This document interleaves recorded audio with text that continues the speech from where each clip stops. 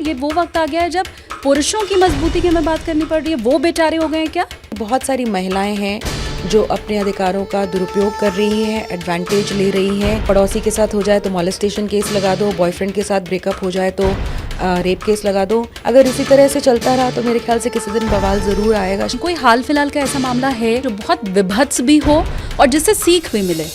Out and out extortion का case है ये, जिसमें धीरज ने कभी उस महिला को देखा भी नहीं था जिसने उनके ऊपर रेप केस लगाया हुआ है। एक लड़के को एक सेक्सुअल रिलेशनशिप में इंडल्ज कर लिया जाता है उसी की टीचर द्वारा, जो उससे लगभग 18 साल बड़ी है। वो लड़की उसको प्रेगनेंसी रिपोर्ट भी भेजती है, USG रिपोर्ट भेजती है। मैं अपने कुछ डॉक्टर फ्रेंड्स को उसको भेजती हूँ। मुझे लगता है सब प्लान्ड है। हाँ। का लड़का टिंडर के थ्रू एक लड़की से मिला, उसका नाम है प्रिया सेठ, और उसने अपने दो फ्रेंड्स के साथ मिलके उसका मर्डर कर दिया था। पूरा परिवार उसमें झेल रहा है, पूरे परिवार के ऊपर जो बीत रही है। तो सोचिए, जो इंसान एक्सटॉर्शन का शिकार है, आप उसको 5 महीने जेल में सड़ाते हैं एक झूठे रेप के केस के एलिगेशन में। जब इनके साथ ये हुआ तब उनकी बीवी प्रेग्नेंट थी।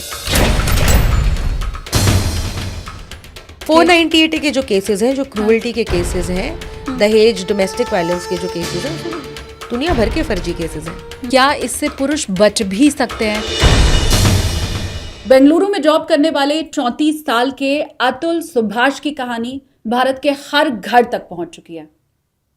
अपनी पत्नी, ससुराल वालों, कानून व्यवस्था और भारतीय सिस्टम से तंग आकर आखिरकार अतुल ने सुसाइड कर लिया।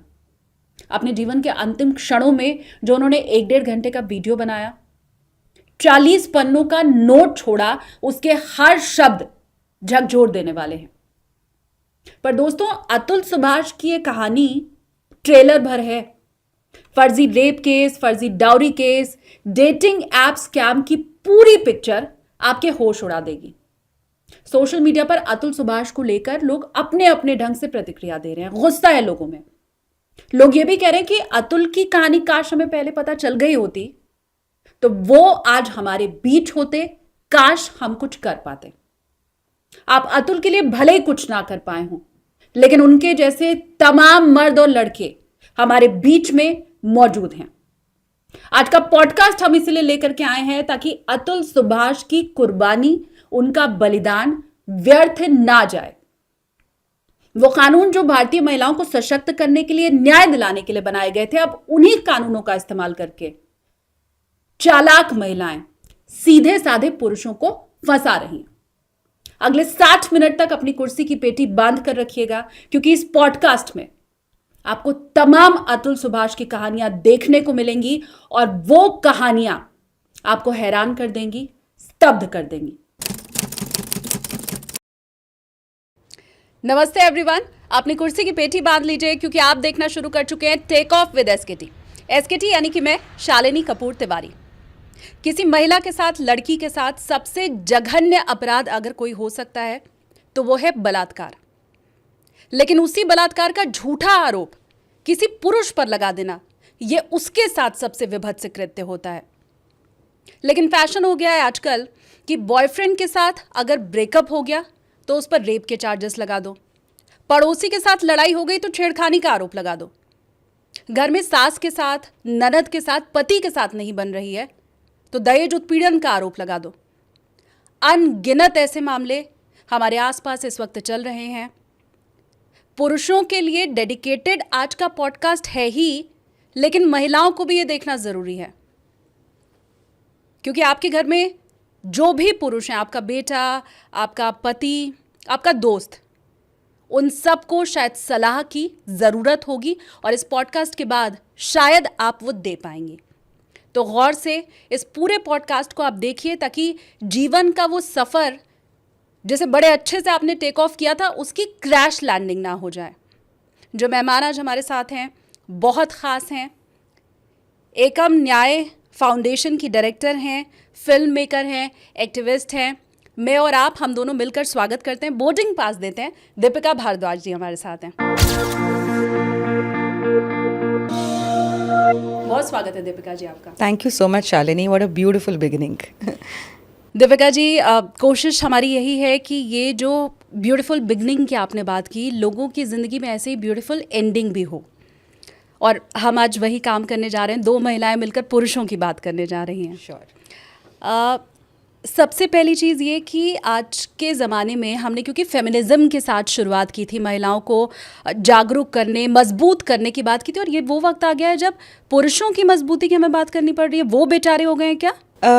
शालिनी, मुझे लगता है कि सोसाइटी हमेशा एक ट्रांजिशन फेज से हमेशा गुजरती है। एक ऐसा समय था जब महिलाओं की जो एम्पावरमेंट है या महिलाओं के साथ जो गलत हो रहा था उसके खिलाफ बहुत लड़ाई लड़ी, और वो एक ट्रांजिशन फेज़ था जहाँ पे एक सब लोगों ने कोशिश करी कि महिलाओं के साथ जो भी गलत हुआ है उसको सही करने की कोशिश करें।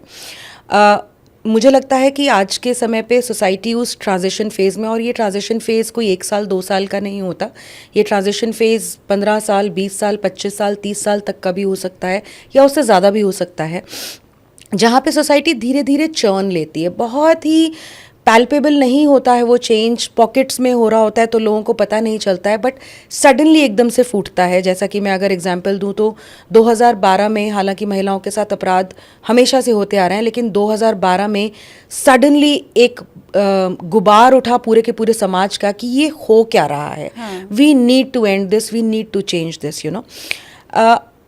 पिछले लगभग मैं कहूँगी 25-30 साल से एक समाज में छोटा छोटा, जो कि अभी पैल्पेबल नहीं है, चर्न हो रहा है, जहाँ पे ऐसी बहुत सारी महिलाएं हैं जो अपने अधिकारों का दुरुपयोग कर रही हैं, एडवांटेज ले रही हैं।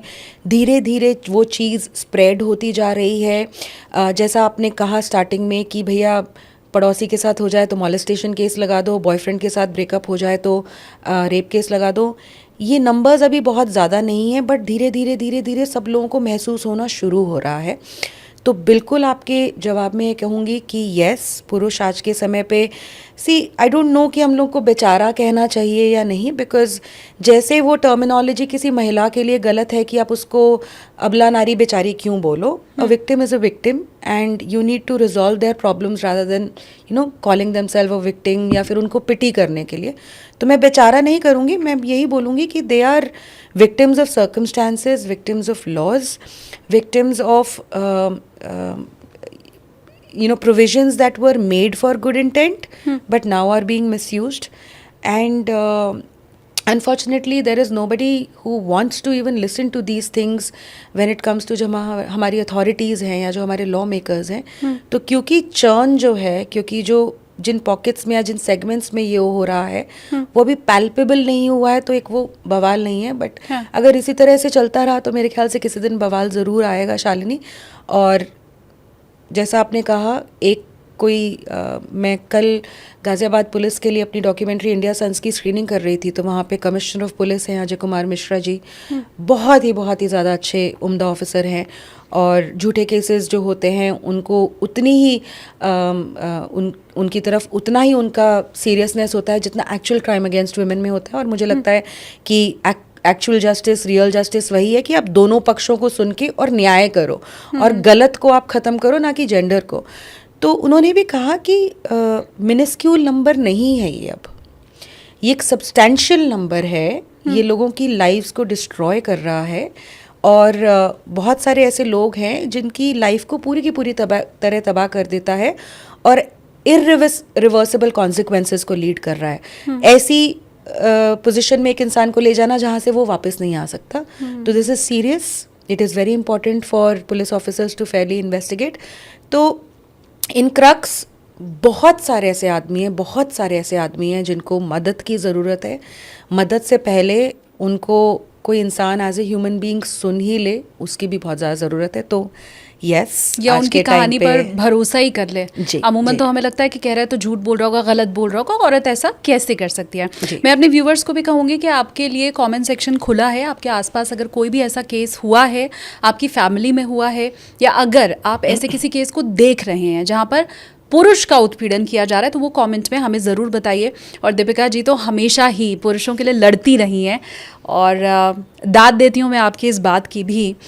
मुझे ये बताइए, क्योंकि आपके पास इतने केस आते रहते हैं, आप पुरुषों की आवाज़ उठाती हैं, कोई हाल फिलहाल का ऐसा मामला है जो आप व्यूवर्स को बताना चाहें जो बहुत विभत्स भी हो और जिससे सीख भी मिले? पिछले 2 दिन से जिस मैटर को मैं हैंडल कर रही हूँ और मदद करने की कोशिश कर रही हूँ वही शेयर करती हूँ शालिनी, क्योंकि कहीं ना कहीं मेरे लिए भी ये मैटर काफ़ी डिफरेंट है और मैटर्स से जो मैं आम तौर पर देखती हूँ। यहाँ पे एक हस्बैंड के साथ उसकी वाइफ सेक्सुअली और फिज़िकली इतनी वायलेंट हो जाती है कि उसकी पूरी बॉडी के ऊपर बाइट्स के निशान हैं, उसको डंडे से बहुत बुरी तरह से पीटा जाता है। उसका जो मेडिकल है, जब वो मेडिकल अपना जाके कराता है तो उसके प्राइवेट पार्ट्स पे भी बहुत ज़्यादा इंजरीज़ हैं। अब ये क्यों हुआ? क्योंकि ये महिला जो है ये इस पुरुष से, पहली बात तो एज में बहुत ज़्यादा बड़ी है, थोड़ा उनको साइकोलॉजिकल इश्यूज़ भी हैं और वो इस आदमी के ऊपर बिल्कुल भी ट्रस्ट नहीं करती हैं। इस आदमी की ऐसी ऑक्यूपेशन है कि उसको बहुत दिनों तक बाहर रहना पड़ता है। जब वो ऐसी ही अपने एक टूर के बाद घर वापस आया तो इनको उनके ऊपर शक होने लग गया। शक का कोई कारण नहीं था, बस ऐसे ही शक होने लग गया। और पहले तो वो उनके प्राइवेट पार्ट को सूंघ के बोलती हैं कि तुम किसी और के साथ सोकर आए हो। जब वो कहता है कि ऐसा कुछ भी नहीं हुआ है, तो वो उनको फोर्स करती हैं इंटीमेट होने के लिए। वो बेचारा थका हारा इतने लंबे टूर के बाद घर आया है, ये सवेरे की बात हो रही है, सवेरे अर्ली मॉर्निंग की। तो वो जब मना कर देता है तो कहती है कि अब तो मेरे को पूरा यकीन हो गया कि तुम मेरे साथ इंटीमेट नहीं हो रहे हो क्योंकि तुम किसी और के साथ जाकर आए हो। और वो उसको अटैक ही उसके प्राइवेट पार्ट्स पे करना शुरू करती है और उसको पूरे स्क्रैचेस पड़ते हैं। 14 स्क्रैचेस हैं उसको वहाँ पे और उसके मेडिकल में बताया हुआ है, लिखा हुआ है कि इतनी सारी इंजरीज हैं। अब और इसी के साथ में मैं आपको एक और एक्सपीरियंस शेयर करती हूँ। अभी रिसेंटली मैं, एक डॉक्टर हैं डॉक्टर सबिहा, उनके साथ मैं कॉन्वर्जेशन में थी। उन्होंने मुझे बताया कि सेक्सुअल अब्यूज़ जो है पुरुषों के ऊपर वो इतना ज़्यादा कम टॉक्ड अबाउट है और जो उन्होंने केसेस शेयर किए, वो तो डॉक्टर हैं, हर रोज़ डील करते हैं, दे वर एब्सोल्युटली शॉकिंग। तो सेक्सुअल वायलेंस तक है पुरुषों के साथ उनकी फीमेल पार्टनर्स की द्वारा 4 दीवारी के अंदर, लेकिन इस बात को कोई मानने को राज़ी नहीं है। और मैं पिछले 2 दिन से इस परिवार के साथ बात कर रही हूँ। लिटरली वो मुझे हर 4 सेंटेंसेस के बाद ये बोलते हैं कि दीपिका मैम थैंक यू हमारी बात सुनने के लिए। अब मैंने पुलिस अथॉरिटीज़ से भी शालिनी इस केस में मैंने ट्वीट भी किया। मैंने पुलिस अथॉरिटीज़ को जिस भी तरीके से मैं पहुँच सकती थी, जिस भी पुलिस ऑफिसर तक पहुँच सकती थी, मैंने 2 दिन पहले से कवायद शुरू कर दी। तो कल मैंने एक बहुत आला पुलिस अधिकारी से इस केस मैटर के बारे में बात की। तो इस इंसान के पास और इसके परिवार के पास बहुत सारे प्रूफ्स हैं जो वो कह रहे हैं। मेडिकल प्रूफ भी हैं, चैट्स में, व्हाट्सएप चैट्स में भी प्रूफ हैं कि जब ये महिला और इस पुरुष की शादी हुई तब वो शादी की बेसिस ही थ्रेट था, जहाँ पे उस महिला ने साफ कह दिया था कि या तो तुम शादी करो और या तो जेल जाओ। जैसा आपने कहा, रिलेशनशिप में थे। ये लड़का जो है अभी अपने करियर में इतनी अच्छी तरह सेटल्ड है नहीं। तो इसने अपनी जब इसने इनेबिलिटी एक्सप्रेस की कि मैं नहीं शादी कर सकता, तो उसने इसको 2 ही ऑप्शन दिए और इसको शादी करनी पड़ी। चलिए कोई नहीं, रिलेशनशिप में थे, इनकी शादी हुई, लेकिन उसके बाद भी इतनी वायलेंस, इतना अब्यूज़। उसके पेरेंट्स, जो एक बड़ी क्लोज नेट फैमिली थी, उसके पेरेंट्स ने कहा कि भैया तुम चले जाओ, हम लोग नहीं हैंडल कर सकते, हम बहुत ही पीस लविंग लोग हैं, हम नहीं हैंडल कर सकते, आप निकल जाइए, आप अलग से रहिए, आराम से अपनी ज़िंदगी बिताइए। लेकिन फिर भी इतनी ज़्यादा कॉन्फ्लिक्ट्स और धीरे वो कॉन्फ्लिक्ट्स यहाँ पे पहुँच गई कि परसों उसके साथ इतना बुरा वायलेंट उसके ऊपर अटैक हो गया कि उसको अपनी जान बचा के खिड़की से कूद के, वो भी फिर उसको इंजरीज आई और then he was rescued by his family. और आस पड़ोस के लोगों ने जो है आवाज़ें मारी। अब शालिनी, इस केस में प्रॉब्लम देखिए आप क्या है। अब मैं पुलिस अधिकारियों से मदद मांगने की गुहार कर रही हूँ, तो पुलिस अधिकारी कह रहे हैं कि देखिए शादी तो करी है उसने और साथ में तो उसको रहना पड़ेगा, क्योंकि वो बेचारी अकेली महिला है। अब वो कहाँ जाएगी, किसके पास जाएगी? मैंने कहा अगर एक महिला के साथ एक पुरुष अगर इस तरह से कर देता वायलेंस, आप कभी भी उस महिला को उस पुरुष के साथ वापस जाके रहने के लिए बोलते या ज़बरदस्ती करते? तो आप इसके साथ कैसे करें? तो लोग कहते हैं नहीं नहीं ये पुरुष है, इसके ऊपर आप सारा का सारा विश्वास मत कीजिए। तो मैंने कहा चलो पुलिस अथॉरिटी से जब मैं बात करती हूँ शालिनी, तो मुझको भी I shouldn't be saying this but I have to say this, sometimes I really feel कि वो होते हैं ना, बेगर्स आर नॉट चूजर्स। मुझे हर इंसान से इतना हम्बल होके, चाहे मुझे अच्छी तरह से पता है कि महिला की कितनी ज़्यादा गलती नहीं है, इतना हम्बल होके लिटरली भीख मांग के मदद मांगनी पड़ती है मुझे लोगों के लिए, क्योंकि उनका बाय डिफ़ॉल्ट जो सिंपैथी है, बाय डिफ़ॉल्ट जो हेल्पिंग एटीट्यूड है, वो महिला की तरफ है। और मैं वहाँ से फिर उनको इस तरफ लेकर आती हूँ, बैलेंस की तरफ लेकर आती हूँ सबसे पहले तो, कि फेयर इन्वेस्टिगेशन कर लीजिए, एक बार एविडेंसेस तो देख लीजिए, उसको अपने पास बुला के एक बार उसको सुन तो लीजिए। इतना तो अधिकार हर इंसान को हो ही सकता है। तो जद्दोजहद में लगे इस वाले केस में उसको मदद दिलवाने के लिए, लेकिन at absolute lack of understanding की मदद करें तो कैसे करें? अब उसको एक पुलिस ऑफिसर कॉल कर रहा है, फिर दूसरी वाली के पास जा रही है वो महिला, अब महिला थाने में चली गई है, अब वहाँ से कॉल आ रही हैं। इसके भाई के जो शब्द थे मुझे इतना ज़्यादा ख़राब लगा। मैं शाम को बात कर रही थी कल, कहता मैम हमारा पूरा परिवार शाम को 7:30 बजे बैठ के खाना खाता था और हम बहुत खुश थे। पिछले 1 साल में हम कितनी बार रोए हैं मैं आपको बता भी नहीं सकता।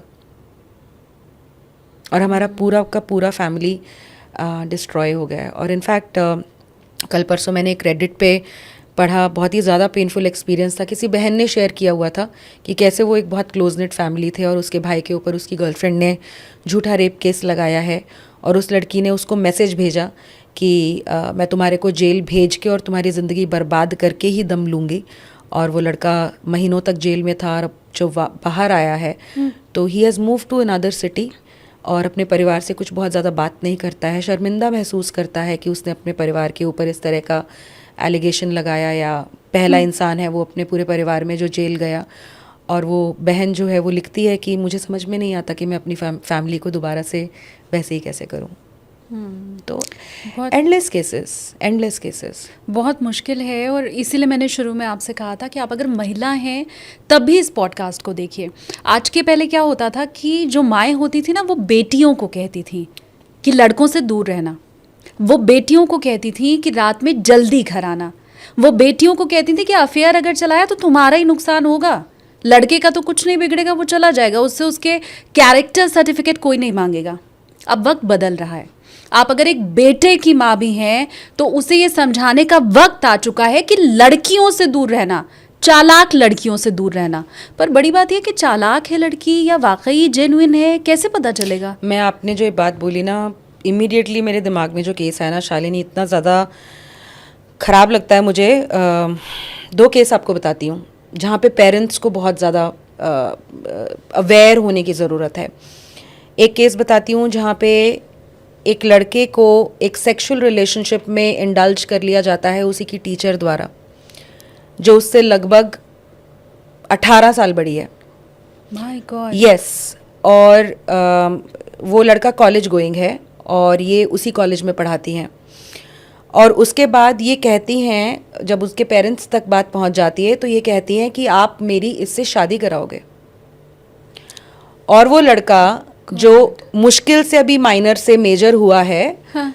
उसको कहती हैं, जब उसके पेरेंट्स कहते हैं कि हम ऐसे कैसे शादी करा सकते हैं, तो वो कहती हैं कि प्रियंका चोपड़ा और निक जोनास की भी तो शादी हुई थी, तो क्या हो गया? ये मेरे साथ फिजिकल रिलेशनशिप में रहा है तो शादी तो आपको करनी पड़ेगी, जब 21 का हो जाएगा तब कर देना। तो पेरेंट्स जो हैं मना कर देते हैं, तो मोहतरमा रेप केस डाल देती हैं। सिर्फ उस लड़के के ऊपर नहीं, उसके फादर को भी इम्प्लिकेट करती हैं, उसकी मदर को भी इम्प्लिकेट करती हैं, उसकी बहन को भी इम्प्लिकेट करती हैं, उसके जीजा को भी इम्प्लिकेट करती हैं, ये कहते हुए कि इन सब ने मुझे बोला था कि मेरी इससे शादी कराएंगे और अब शादी नहीं करा रहे हैं। उस लड़के को और उसके परिवार को हाई कोर्ट से जाके बेल लेनी पड़ती है। दूसरा केस बताती हूँ।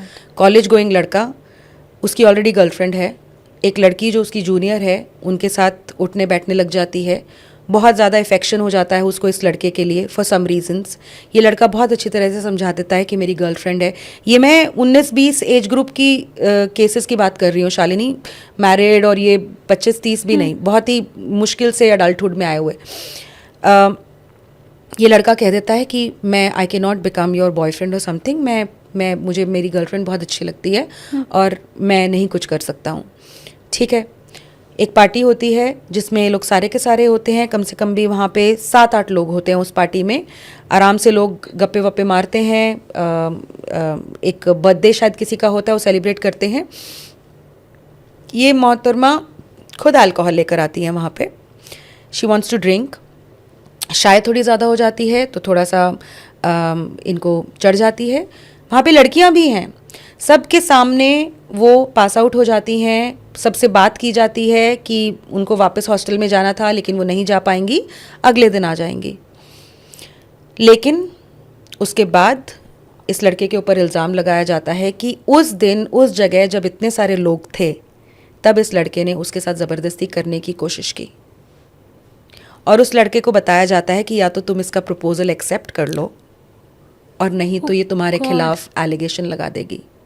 पर ये शॉकिंग है। यस, और उस इंसिडेंट के 1 महीने बाद एक्चुअली उस लड़के के ऊपर एलिगेशन लगाया जाता है और उसका परिवार जो है इस समय जद्दोजहद कर रहा है, फाइट कर रहा है। और ये एक मैटर नहीं है, ऐसी सिमिलर स्टोरीज़ आज के टाइम पे मैं कॉलेजेस में बहुत कॉमनली सुन रही हूँ। एक और आपको केस बताती हूँ जिसके चैट्स अभी मैंने एक्स पे शेयर किए थे। कॉलेज में अफेयर होता है, मुझे गूज़बम्स आ रहे हैं सुन के। कॉलेज में अफेयर होता है, 2 साल बाद ब्रेकअप हो जाता है। लड़का कहता है कि we are not moving ahead, तो लड़की बोलती है कि तुम्हारे को 70 लाख रुपए देने पड़ेंगे अगर तुम्हारे को मूव अहेड करना पड़ रहा है तो।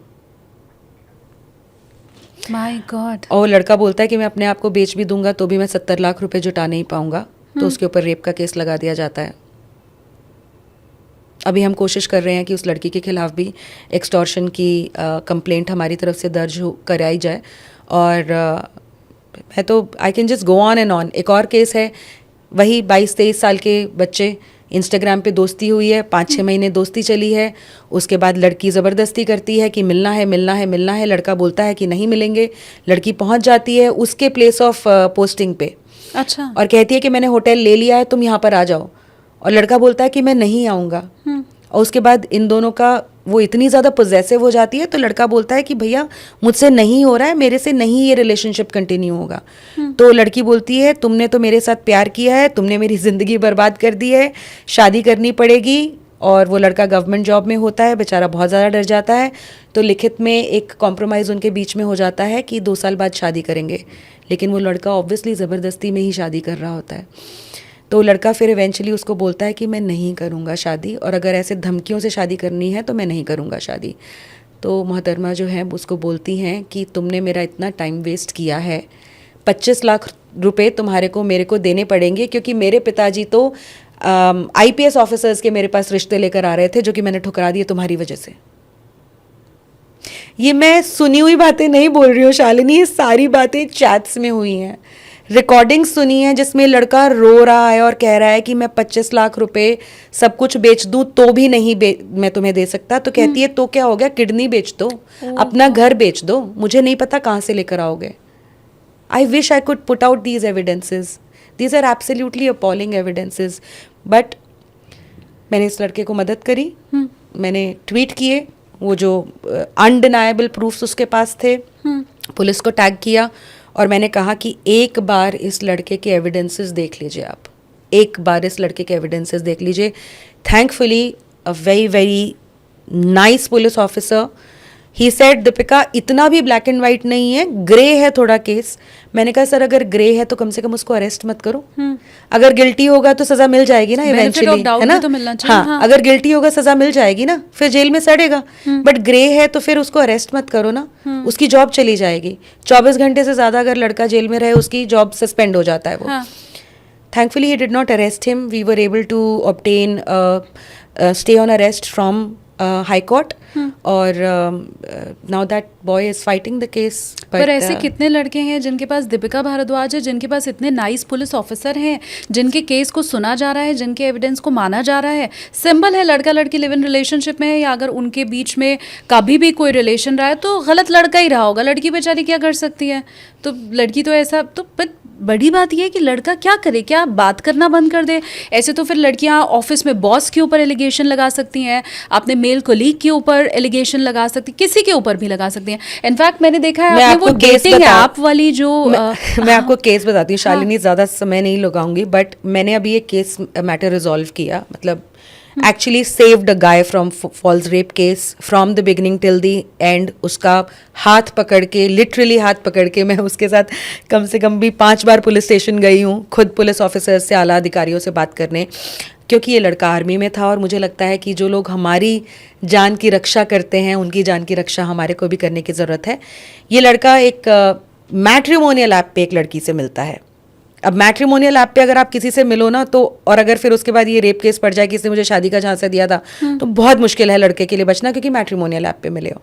डेटिंग ऐप पे मिले हो तो चलो आप मैट्रिमोनियल ऐप पे मिले, लेकिन ऐसा कुछ जैसे बहुत यंगस्टर्स मिलते हैं आपस में कि हाँ कंपैटिबिलिटी चेक करेंगे, थोड़े दिन बात करते हैं, let us get to know each other, वैसे सिचुएशन हुआ. 1-1.5 महीने के बाद उन्होंने मिलने का प्लान कर लिया. मोहतरमा आई जहाँ पर भी उन्होंने मिलना था, एक कंसेंशुअल फिजिकल रिलेशनशिप एस्टैब्लिश हुआ. दूसरे दिन उनकी मुलाकात पे the girl wanted to get physical, the boy did not want to get physical because she had consumed alcohol. और इस लड़के ने सुना हुआ था कि भैया लड़की अगर ड्रंक हो तो उसकी कंसेंट नहीं होती है. So he was thinking about her, but she got so agitated. He said I am going out from here because she was a little uncontrollable. He left from there because he was not able to manage. Sane thing to do, but he did not know ki how it will turn out. The girl immediately calls up the cops and says कि ये लड़का मेरा rape करके गया शादी का झांसा दे के मुझे.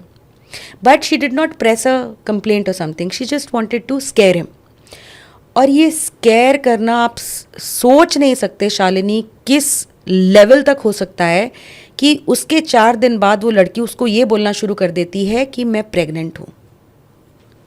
ठीक है, या एंड तो उसके बाद ये मुझसे हवा में नहीं, अभी सुनो. उसके बाद ये लड़का मुझसे कांटेक्ट करता है कि मैम ऐसे ऐसे मुझे बोल रही है और लगभग 15-20 दिन हो गए, वो मुझे थ्रेटन कर रही है कि वो प्रेग्नेंट है. Ma'am I am very sure कि वो प्रेग्नेंट नहीं हो सकती. तो मैंने उसको बोला कि हेलो भैया, चौथे दिन नहीं पता चलता कि आप प्रेग्नेंट हो, ऐसा होता नहीं है. उसके 15 और दिन बाद मेरे से कांटेक्ट करने के बाद वो लड़की उसको प्रेगनेंसी रिपोर्ट भी भेजती है, USG रिपोर्ट भेजती है. ओके, अब क्या होता है कि me being me, the investigative journalist in me, मैं अपने कुछ डॉक्टर फ्रेंड्स को उसको भेजती हूँ. मुझे लगता है सब प्लान्ड है. हाँ. तो मैं उसको कुछ डॉक्टर फ्रेंड्स को भेजती हूँ कि ये USG रिपोर्ट है, ये फेक है या रियल है, मुझे बता दो. तो एक डॉक्टर जो है वो उस हॉस्पिटल में ही काम करते हुए मुझे मिल जाते हैं. मुझे पता नहीं था कि जो मेरे दोस्त हैं उसी हॉस्पिटल में काम करते हैं, बट वो मुझे कहते हैं अरे दीपिका ये तो मेरा हॉस्पिटल है. मैंने कहा प्लीज़ पता करवाओ.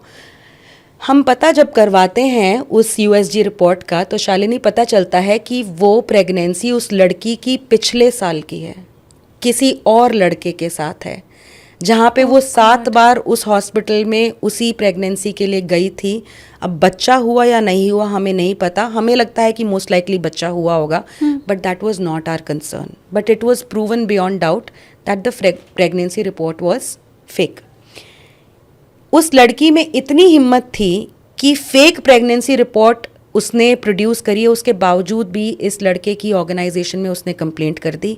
वहाँ पे पूरी की पूरी इंक्वायरी बैठ गई, बट थैंकफुली उसकी ऑर्गेनाइजेशन में भी लोगों को मेरे बारे में पता था और उन्होंने ही एक्चुअली ये सारा का सारा जो केस है डिस्कस किया मुझसे.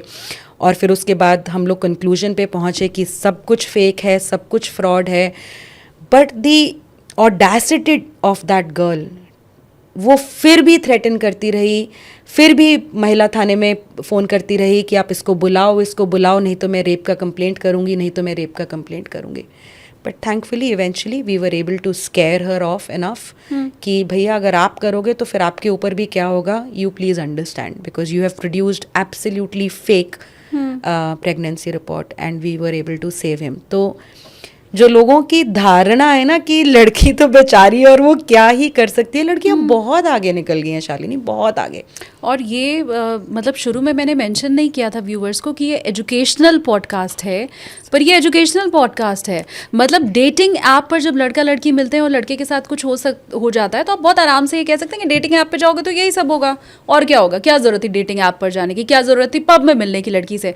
पर मैट्रिमोनी साइट के ऊपर तो अपने लड़के की अपनी लड़की की प्रोफाइल आप खुद बनाते हैं. वहां लड़का लड़की की प्रोफाइल मैच कराने के बाद लड़के को उस डेट पर या उस लड़की से मिलने के लिए आप खुद भेजते हैं. मतलब माँ बाप इस काम को खुद करते हैं. तो अब ये समझना बड़ा मुश्किल है. चलो डेटिंग ऐप के लिए तो मैंने मान लिया कि लोग कहेंगे वहाँ इंटेंशन ही खराब होती है, 12 बजे रात में पब में जाओगे, दारू पियोगे, लड़कीबाजी है ये तो. लेकिन मैट्रिमोनी साइट, लोग मुझसे पूछते हैं कि what is the extent to safeguard yourself. तो जो आपने बात बोली वो बहुत सही बोली शालिनी, कि जो एक अपब्रिंगिंग अवेयरनेस या एक जो दिमाग में लड़कियों को बताया जाता है कि कैसे अनसेफ सिचुएशन में बाहर होना है और आप अनसेफ सिचुएशन में एक स्ट्रेंजर आदमी के साथ हो सकते हो, बहुत ज़रूरी है लड़कों को ये समझना कि जस्ट बिकॉज वो फिज़िकली स्ट्रॉन्ग हैं तो वो इस तरह की सिचुएशन से बाहर आ जाएंगे या उनके साथ कोई कुछ नहीं कर पाएगा. ये बहुत बड़ी गलतफहमी है. सिर्फ लड़की नहीं, उसके साथ बहुत सारे लोग मिले होते हैं जो आपको ऐसी सिचुएशन में ट्रैप कर देते हैं कि आपके लिए निकल पाना बहुत ज़्यादा मुश्किल है.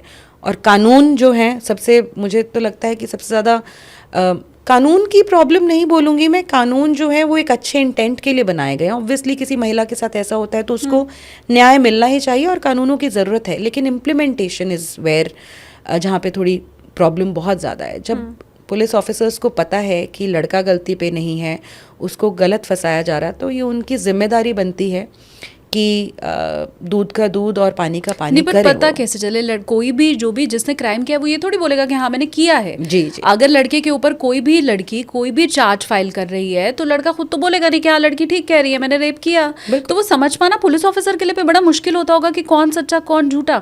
मैं इसके ऊपर आगे आऊंगी कि क्या पुलिस वालों की भी बेचारगी कुछ है, क्या वो चाहते हुए भी मदद क्या नहीं कर पाते. लेकिन उसके पहले अगर हम डेटिंग ऐप की बात करें तो क्या वहां पर मामला अभी तक सिर्फ पैसा उगाही तक ही सीमित है कि बुलाओ और लड़के से पैसा खर्च करवाओ, वो और रेस्टोरेंट वाले या पब वाले मिले हुए हों, इतना ही अभी मामला सीमित है क्या? मैं अभी एक प्रोजेक्ट पे भी काम कर रही हूँ तो मैं आपको 3 फेजेस में बताती हूँ इन केसेस को. 1 इज़ थोड़ा सा mild, 1 is medium and 1 is extreme. ठीक है. माइल्ड में जो केसेस हैं वो सिर्फ पैसे एस्केलेटेड बिल बना दो आप. लड़का डेटिंग ऐप से लड़की को मिलेगा, लड़की उसको एक स्पेसिफिक क्लब के पास आने के लिए बोलेगी, वहाँ पे जाके वो उसका हज़ारों का बिल बिठा देगी और वहाँ से फुर हो जाएगी. क्लब भी लड़की के साथ मिला हुआ होगा. तो 15,000 से लेकर 65-85 हज़ार तक के बिल के विक्टिम्स हमारे पास आए हुए हैं एक इवनिंग के. तो ये इस तरह के क्लब्स जो हैं इंडिया में हर मेट्रोपॉलिटन में इस टाइम पे काम कर रहे हैं. ये दिल्ली से काम शुरू हुआ था बट इस समय पे हर जगह पे इंडिया में फैल चुका है. जो एक काइंड ऑफ 2 लोग थे, मैं उनका अभी नाम नहीं लेना चाहूँगी, किसी के नाम नहीं लेते हैं फालतू में, लेकिन 2 लोग थे जिन्होंने दिल्ली में काम शुरू किया था. अब उनके शागिर्द जो हैं पूरे इंडिया में फैल गए हैं. बहुत सारे क्लब किसी स्कैमस्टर के बिना ही अब ये काम करने लग गए हैं कि उन्होंने ही अपनी लड़कियां रख रखी हैं, उनको लेकर आओ और बहुत हज़ारों का बिल आप शॉट पे शॉट लगाओ, जो कि फेक शॉट्स होते हैं, फेक लिकर होती है. हाँ. और हज़ारों का बिल बिठवाओ और लड़का ही पे करेगा सारा का सारा. पर लड़का लड़की मिलते कैसे हैं? डेटिंग ऐप से मिलते, डेटिंग ऐप से ही है. तो हम लोगों ने बॉम्बे में 2 क्लब्स बंद करवाए, हैदराबाद में एक क्लब बंद करवाया, इंदौर में एक क्लब बंद करवाया. 13 लोगों की हम लोग अरेस्टिंग करवा चुके हैं. यहाँ पे सिर्फ इतना ही है, ज़्यादा से ज़्यादा अगर लड़का कोई बहुत ज़्यादा हो हल्ला करेगा कि मुझे पैसे नहीं देने हैं तो बाउंसर्स आके उसको डरा देंगे. 1-2 केसेस में 2-3 थप्पड़ भी लोगों को पड़े. या लड़की को जब उसने रोकने की कोशिश की कि तुम नहीं जा सकते तो लड़की ने बोला तुझे पता नहीं कि मैं तेरे साथ क्या कर सकती हूँ, तो तू देख ले. तो वो वही मॉलेस्टेशन केस की धमकी. और फिर लड़का आगे कुछ करता नहीं है. तो ऐसे केसेस एटलीस्ट जितने विक्टिम्स हमारे पास आए हैं उनमें से कोई भी ऐसा नहीं है जिसके ऊपर कोई फर्जी मॉलेस्टेशन केस लगवा दिया गया हो. तो ये हो गया थोड़ा बेस लेवल. मीडियम लेवल का एक केस है जो गुड़गांव से है शालिनी, जहाँ पे एक लड़की MNC में काम करती थी कॉल सेंटर में, और वो एक लड़का, विनीता कुमारी इस लड़की का नाम था, है, और वो एक लड़का है महेश फोगाट, उसके साथ मिलके क्या करती थी, विनीता डेटिंग ऐप से, बम्बल के माध्यम से लड़कों को मिलती थी, उसके बाद उनके साथ होटल भी जाती थी, और या तो इंटीमेट होती थी या नहीं होती थी, या जो भी उनके बीच में आपस में होता था, उसके बाद अगले ही दिन या फिर उसी समय जब वो उस लड़के से मिल रही है होटल में ही, ये कहती थी कि तुम मेरे साथ ज़बरदस्ती कर रहे हो। पहले खुद इनिशिएट करती थी फिजिकल कांटेक्ट, और उसके बाद लड़का अगर रिस्पॉन्ड करता था तो चिल्लाने लग जाती थी कि तुम तो मेरा रेप करने की कोशिश कर रहे हो, और वहाँ से निकल जाती थी, और लड़का बिल्कुल पैनिक में हो जाता था कि हुआ क्या। अगले दिन वो पुलिस स्टेशन में जाके बैठ जाती थी और कहती थी कि मुझे रेप की कंप्लेंट करवानी है। तो थाने से फिर उस लड़के को फ़ोन जाता था कि ये लड़की यहाँ पर आई है, तुम इससे मिले हो, जो ये कह रही है तुमने इसका रेप किया है। और फिर उसके बाद होती थी एक्सटॉर्शन की जर्नी शुरू। तो एक विक्टिम जो आया था उससे 1.5 लाख रुपए ले चुके थे, दूसरा विक्टिम मेरे पास जो आया उससे 2.5 लाख रुपए ले चुके थे। ये लोग ऑलरेडी ट्रैप होके पैसे दे चुके थे। तीसरा विक्टिम जब आया, जब उसने मुझे बताया उसके साथ क्या हुआ, और मुझे लगा कि ये तो बिल्कुल ही सेम मोडस ऑपरेंडी है, तो जब मैंने लड़की का नाम, उनसे पहले वाले 2 विक्टिम से मैंने लड़की का नाम पूछ लिया था, तीसरे वाले से बंदे से जब मैंने पूछा कि लड़की का नाम क्या है, तो उसने बोला विनीता कुमारी। मैंने फिर इन सब लोगों को कनेक्ट करवाया। फिर उसके बाद मैंने गुड़गांव पुलिस से कॉन्टैक्ट किया, उससे मांग रहे थे 5 लाख रुपए। फिर उसके बाद हम लोगों ने रेड हैंडेड पकड़वाया इनको, महेश फोगाट और विनीता कुमारी को, पैसे एक्सेप्ट करते हुए, और अभी उनके ऊपर एक्सटॉर्शन का और क्रिमिनल कॉन्स्पिरेसी और अदर चार्जेस का केस चल रहा है। सब जुडिस केस है, और 2 FIR इसमें हुई गुड़गांव में ही 2 विक्टिम्स के थ्रू, और दोनों केसेस अभी चल रहे हैं। तो काफ़ी महीने दोनों के दोनों जेल रहे थे। तो ये मिड लेवल हो गया जहाँ पे पैसा तो इन लोगों का गया, और लेकिन FIR दर्ज नहीं हुई, या FIR से ये लोग थोड़ा बच गए क्योंकि इनको इमीडिएट मदद मिल गई। बट ऐसे बहुत सारे केसेस हैं जहाँ पे रेप का केस दर्ज भी हो जाता है। तो फिर उसके बाद एक्सटॉर्शन होती है कुछ केसेस में। अगर जो जिसके साथ ट्रैप हुआ है जो बंदा, वो अगर पुलिस के पास चला जाए, तो अब बहुत सारे केसेस हैं जहाँ पे पुलिस ऐसे लोगों को अरेस्ट भी कर रही है। तीसरा जो है, और जो बहुत ज़्यादा एक्सट्रीम है, वो मैं देना चाहूँगी एग्जाम्पल टिंडर मर्डर का, जयपुर से, जहाँ पे जहाँ पे एक लड़का टिंडर के थ्रू एक लड़की से मिला, उसका नाम है प्रिया सेठ, और उसने अपने 2 फ्रेंड्स के साथ मिलके अपनी जिस बंदे के साथ वो टिंडर से मिली थी उसका मर्डर कर दिया था। क्यों? पैसे के लिए। My God. या और ऐसा ही एक केस दिल्ली में भी हुआ था जहाँ पे 2 महिलाओं ने मिलके एक आदमी का मर्डर कर दिया था, और वो भी हनी ट्रैप का ही केस था। दिल्ली में और भी केसेस हुए हैं जहाँ पे किसी आदमी को बहुत बुरी तरह से पीट दिया। दिल्ली में ही एक ऐसा केस हुआ है जहाँ पे एक आदमी को, जो इस लड़की के साथ मिले हुए थे बाकी लड़के, उन्होंने उसको लेकर जाके सोडोमाइज़ किया, उसको बहुत ब्रूटली असॉल्ट किया, उसको बहुत ज़्यादा इंजरीज आई। एक और विक्टिम पुणे से आया था मेरे पास, सेम डेटिंग ऐप का विक्टिम, और वो डेटिंग ऐप से लड़की से मिला, और वो एक बहुत ही ज़्यादा रिनाउंड होटल में मिलने वाले थे, और वो होटल में पहुंचा, लड़की आई, लड़की के आने के विदिन 5 मिनट्स उसका साथी आया, ज़बरदस्ती वो, मतलब ज़बरदस्ती तो क्या ही घुसेगा, वो लड़की के साथ मिला हुआ है, वहाँ पे घुसा, और उस आदमी से बहुत लाखों की डिमांड की गई, और नहीं तो उसके ऊपर रेप केस करने की धमकी दी गई। और वो थोड़ा स्मार्ट था, तो थोड़ा उसको समझ में आ गया कि वो फंस गया है, तो उसने एस्केप करने की कोशिश की, तो उन लोगों ने इतना पीटा उसको कि उसके फ्रैक्चर हो गए, और बट उसने इवेंचुअली FIR लॉन्च की। तब पता चला कि यही लड़की बॉम्बे, पुणे, महाराष्ट्र में एटलीस्ट 30 लोगों के साथ ऐसा कर चुकी थी। माय गॉड, ये चल रहा है। ये चल रहा है। मुझे याद है दीपिका और जी, ट्रस्ट मी, जो केसेस मैं आपको बता रही हूँ वो मेरे ख्याल से 1% भी नहीं होंगे जो एक्चुअल सॉर्सरी और जो एक्चुअल ट्रैपिंग्स चल रही हैं, क्योंकि लोग सामने नहीं आते हैं, शालिनी, नहीं आते हैं, बेइज्जती महसूस करते हैं। हाँ, फैमिली भी साथ नहीं देगी। अभी जब हम लोग आप साथ में बैठे थे, तो जिस आदमी का मेरे को कॉल आया था, अब उससे एक महिला 1 करोड़ रुपए मांग रही है, उसके साथ लिव इन रिलेशनशिप में थी, और किसी तरह से वो वजह से वो रिश्ता टूट गया, और अब वो महिला कह रही है कि तुम मेरे साथ 4-5 साल लिव इन रिलेशनशिप में रहे हो, तो सोचो कि 1 करोड़ रुपए तुम मुझे एलिमनी दे रहे हो। अच्छी खासी पैसे कमाने वाली, एडुकेटेड, वेल लर्नर्ड महिला ऐसे कर रही है। तो अब आप इसको क्या बोलोगे? ठीक है ना। तो ये इंसान मुझे कह रहा है कि दीपिका मैं बेइज्जती नहीं करवाना चाहता, समाज में अपनी बेइज्जती नहीं कराना चाहता, मैं ये इतना ज़्यादा जो मेरे को हैरेसमेंट फेस करना पड़ेगा मैं वो नहीं फेस करना चाहता। तो बट मैं तो उसको ऑब्वियसली बोल ही रही हूँ कि आपको लड़ना चाहिए क्योंकि आपका केस अच्छा है, आपके पास प्रूफ्स हैं। तो बहुत सारे केसेस हैं जो बिल्कुल सामने नहीं आते, बहुत सारे केसेस हैं जहाँ पे इंसान ये सोचता है कि समाज में इतनी बदनामी होगी, थोड़े बहुत पैसे दे के अगर ख़त्म हो रहा है तो ख़त्म करो।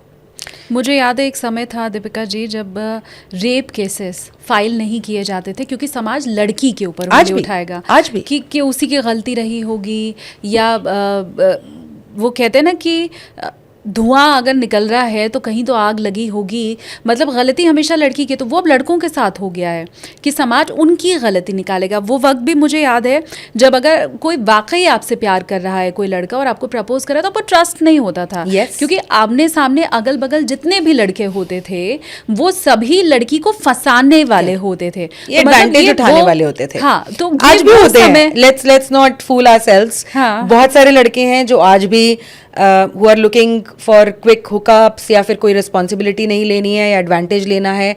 बहुत सारी लड़कियां हैं जो इस तरह से एक्सप्लॉइट होती हैं और किसी के पास जाके कुछ बोल भी नहीं पाती हैं। इनफैक्ट मैं आपको एग्जांपल देती हूँ शालिनी, हमारे को एक 5-6 लड़कियों ने मिल के कॉन्टैक्ट किया, हमारे को ईमेल किया कि एक ही लड़का है जो महिलाओं से मैट्रिमोनियल ऐप से मिलता है, फिजिकल रिलेशनशिप इस्टेब्लिश करता है और उसके बाद उनको धोखा देके निकल जाता है। और ऐसा वो पता नहीं कितनी लड़कियों के साथ कर चुका है। किसी ना किसी माध्यम से वो लड़कियां आपस में एक दूसरे को कांटेक्ट कर पाई क्योंकि ये बंदा प्रॉपर मतलब प्लेयर है, प्लेयर तो नहीं बोलूँगी मैं, क्रिमिनल है। तो मैंने उनको कहा कि देखिए हम अपनी तरफ से तो कुछ नहीं कर सकते, किसी ना किसी विक्टिम को सामने आना पड़ेगा कंप्लेंट करने के, बट हम आपको पुरजोर मदद करेंगे कि हम इस बंदे को एक्सपोज करें। एक बार आप लोग कंप्लेंट फाइल कर दीजिए, उसके बाद आप हमारे पर छोड़ दीजिए। कंप्लेंट नहीं फाइल करना चाहते तो हम लोग कैसे करेंगे?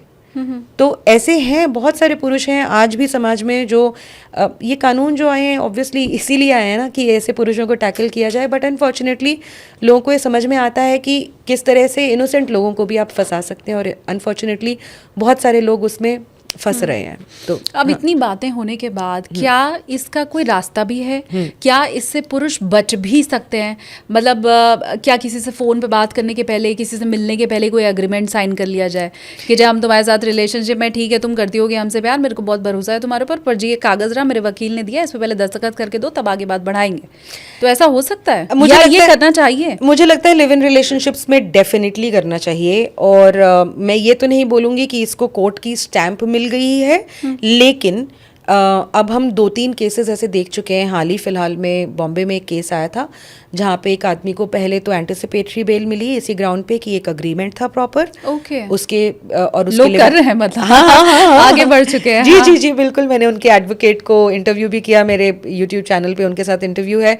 उन्होंने लिव इन अग्रीमेंट साइन किया था और उसमें पूरी कंडीशंस थी कि किस तरह से उनका लिव इन रिलेशनशिप चलेगा, क्या रिस्पॉन्सिबिलिटी किसकी होंगी और ये कि कोई किसी के ऊपर लिटिगेशन नहीं करेगा। और 6-7 पॉइंट्स का एक प्रॉपर कॉन्ट्रैक्ट उन्होंने किया था और उसको नोटराइज कराया उन्होंने, दोनों के सिग्नेचर थे, 2 विटनेसेस भी थे। तो प्रॉपर उन्होंने एक ये डॉक्यूमेंटेशन पर किया। कॉन्ट्रैक्ट तो बनते ही टूटने के लिए है, बाद में कोई मुकर सकता है। हाँ ऑब्वियसली बात है, बाद में कोई मुकर सकता है, लेकिन यह कह सकता है तब तो दबाव में साइन कर दिया था, पागल बना के साइन करवा लिया। उस लड़की ने, उस महिला ने कहा कि मेरे फेक सिग्नेचर हैं, बट फिर वेरीफाई तो कर ही सकती है ना इन्वेस्टिगेटिव एजेंसीज। अब आपके हर ही जगह पे सेम सिग्नेचर है तो फिर आप कैसे बोलेंगे कि आपकी फेक सिग्नेचर है? हाँ। तो बट कोर्ट ने जो है उसको एक्नॉलेज किया, ये नहीं कहा कि क्योंकि लिव इन अग्रीमेंट है या अग्रीमेंट बना है इसलिए हम आपको बेल दे रहे हैं, बट सारे सर्कमस्टांसेस में एक ये भी सर्कमस्टांसेस उन्होंने कंसिडर किया कि प्रॉपर इन्होंने लिव इन अग्रीमेंट साइन किया था। और ये रेप केस तब फाइल हुआ है जब महिला जो है वो आदमी कह रहा है कि 25 लाख रुपए मुझसे मांगने लगी कि या तो 25 लाख रुपए दे दो नहीं तो मेरे को फ्लैट दे दो। और जब मैंने मना कर दिया तो इसने मेरे ऊपर ये रेप केस कर दिया, बल्कि मैंने ही पहले शिकायत करी थी कि इससे ऐसे मुझसे पैसे मांग रही है। तो कोर्ट ने उसको पहले एंटिसिपेटरी बेल दी और अब तो जो है मुंबई पुलिस ने उस केस में खारिजी लगा दी है। फाइनल रिपोर्ट लगा दी है कि ये केस जो है नहीं बनता है, झूठा केस है, इसको खात्मा कर दिया उन्होंने। और भी ऐसे केसेस हैं जहाँ पे बेल के वक्त इस तरह के एग्रीमेंट्स को कॉग्निजेंस में लिया गया है। तो हालांकि आई डोंट नो इस तरह के कॉन्ट्रैक्ट्स लीगली वैलिड नहीं रहते हैं या बहुत सारे केसेस में हेल्प नहीं करते हैं, बट अगर आप एक प्रॉपर लिव इन रिलेशनशिप में मूव इन कर रहे हो तो आप इस तरह का अग्रीमेंट मेरे ख्याल से कर सकते हो। या फिर हम लोगों ने एक एग्जाम्पल तो देख लिया है जहाँ पे इस चीज़ को ऐसा नहीं था कि कोर्ट ने बिल्कुल दरकिनार कर दिया, बट उसको कॉग्निजेंस में लिया। ऐसी कुछ और मैं चाहती हूँ टिप अगर आपके ज़रिए हमारे व्यूवर्स तक पहुँच पाए कि आप व्हाट्सएप चैट या अब तो यूथ इंस्टा पे भी लोग बात कर ही रहे हैं, स्नैपचैट पे बात करें, तो ये जितनी भी चैट है उसका स्क्रीनशॉट क्या बहुत पावरफुल रोल प्ले करता है या एविडेंस बहुत पावरफुल है क्या वो? सुप्रीम कोर्ट ने अभी 3 दिन पहले ही एक रेप केस को क्वॉश किया है, ये बोलते हुए कि कोई भी अगर कंसेंशुअल रिलेशनशिप शादी में कल्मिनेट ना हो तो आप आदमी को क्रिमिनल बना दो, ऐसा नहीं चलेगा। उसमें बकायदा व्हाट्सएप चैट्स के थ्रू और जो उनकी रिलेशनशिप हिस्ट्री थी उसको जब कोर्ट ने कॉग्निजेंस में लिया और देखा उनकी कॉन्वर्जेशंस थी, तो कोर्ट ने ये बकायदा कहा कि ये लड़की जो है जो कह रही है कि इस समय पे या इस टाइम पे इसने इसके साथ ज़बरदस्ती की, उसके बावजूद अगले कई महीनों सालों तक इनका आपस में फिजिकल रिलेशनशिप बनता रहा। तो कोई भी वयस्क महिला, कोई भी पढ़ी लिखी महिला जो अपना भला सोच सकती है, वो अगर किसी इंसान ने उसके साथ गलत किया है तो इतने लंबे टाइम तक कंटिन्यूड फिजिकल रिलेशनशिप में उसके साथ रहती है, तो ये कोई मिसकंसेप्शन ऑफ फैक्ट नहीं है, ये कोई क्राइम नहीं है, ये कोई रेप नहीं है। और उस मुकदमे को जो है उन्होंने सुप्रीम कोर्ट ने रद्द कर दिया। हालांकि एक बिल्कुल ही फर्जी मुकदमा उस लड़के को लोअर कोर्ट से लेकर सुप्रीम कोर्ट तक लड़ना पड़ा, वो अपने आप में ही एक जद्दोजहद है, लेकिन सुप्रीम कोर्ट ने इस मुकदमे को रद्द किया। तो व्हाट्सएप चैट्स के स्क्रीनशॉट्स नहीं काम करते। स्क्रीनशॉट्स आप एज एन एविडेंस कोर्ट में लगा सकते हो, बट उसकी एक प्रॉपर इंडियन एविडेंस एक्ट के थ्रू, इंफॉर्मेशन टेक्नोलॉजी एक्ट के थ्रू, एविडेंस एक्ट के तहत उसकी एक प्रॉपर रिप्रेजेंटेशन होती है। आपको एक एफिडेविट फाइल करना पड़ता है 65B का। तो जिस डिवाइस में आपकी चैट्स हैं उस डिवाइस में उन्हीं चैट्स को प्रिजर्व करना बहुत ज़्यादा ज़रूरी है। वो तभी वो ऑथेंटिक मानी जाती है। उसमें से कुछ भी डिलीट नहीं करना। एक ऐसा रेप केस था जिसमें लड़के ने चैट्स डिलीट कर दी थी और लेकिन फॉर्चुनेटली उन्होंने कुछ पार्ट्स जो हैं रख लिए थे, ऐसा कुछ था केस हिस्ट्री।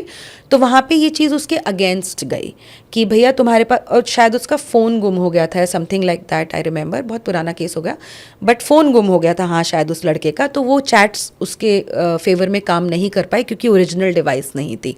तो ओरिजिनल डिवाइस जिसमें वो चैट्स हैं वो प्रिजर्व करना बहुत ज़रूरी है। दूसरा, कभी भी अगर इस तरह के केस में आपको पुलिस इन्वेस्टिगेशन के लिए बुलाती है, उस डिवाइस को मत लेके जाइए क्योंकि पुलिस, ऐसे बहुत सारे केसेस हमारे पास आ चुके हैं जहाँ पे पुलिस ने पुरुष के पास जो एविडेंसेस थे वो उसके हाथ में से फ़ोन लेके चैट्स डिलीट कर दी। Yes, happens. बहुत सारी चीज़ें होती हैं दुनिया में। और पुलिस तो बहुत सारे मामलों में जहाँ पे उनको यूँ लगता है कि हाँ लड़के को फंसाना है तो बहुत सारे पैसे निकल सकते हैं, कर देती है ऐसी चीज़ें। मैं सबको नहीं बोलूँगी, बट मैं पुलिस को एंटेगनाइज नहीं करना चाहती, बट जो सच है वो तो सच है, जो एक्सपीरियंसेस हैं वो तो है। तो व्हाट्सएप चैट्स, कॉल रिकॉर्ड्स, ये जो कॉल रिकॉर्डिंग्स होती हैं, सारी की सारी चीज़ें अपने आप में डेफिनेटली एविडेंसेस हैं। रेप केसेस में हमने इन एविडेंसेस को यूज़ होते हुए देखा है।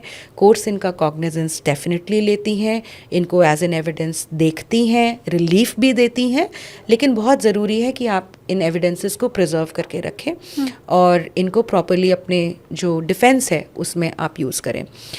और उसके अलावा तो यही है कि अगर आप इस तरह की सिचुएशन में फंस गए हैं शालिनी, तो आज के समय पे पुलिस मदद कर रही है। कुछ ऑनेस्ट पुलिस ऑफिसर्स डेफिनेटली हैं जो जहाँ पे साफ पता चलता है कि कोई ट्रैप है, कोई गैंग है, तो ऐसे बहुत सारे गैंग्स को पुलिस पकड़ रही है। अगर रेप केस लगाया गया है तो पुलिस की तो मजबूरी है ना, एक बार तो वो आपको उठा के लेके जाएगी ही नहीं, ऐसी और बात तब नहीं। मोहल्ले टोले ऑफिस सबको पता चल ही जाएगा कि आपको क्यों उठा के लेके जाया गया है। फिर आप बाहर आ भी जाते हैं तो भी आपके ऊपर कौन यकीन करता है? जी बिल्कुल सही बोल रही हैं आप। हाँ। लेकिन ऐसे बहुत सारे केसेस हैं जहाँ पे अब हमने देखा है कि जहाँ पे प्रॉपर एक एक्सटॉर्शन का ट्रैप था।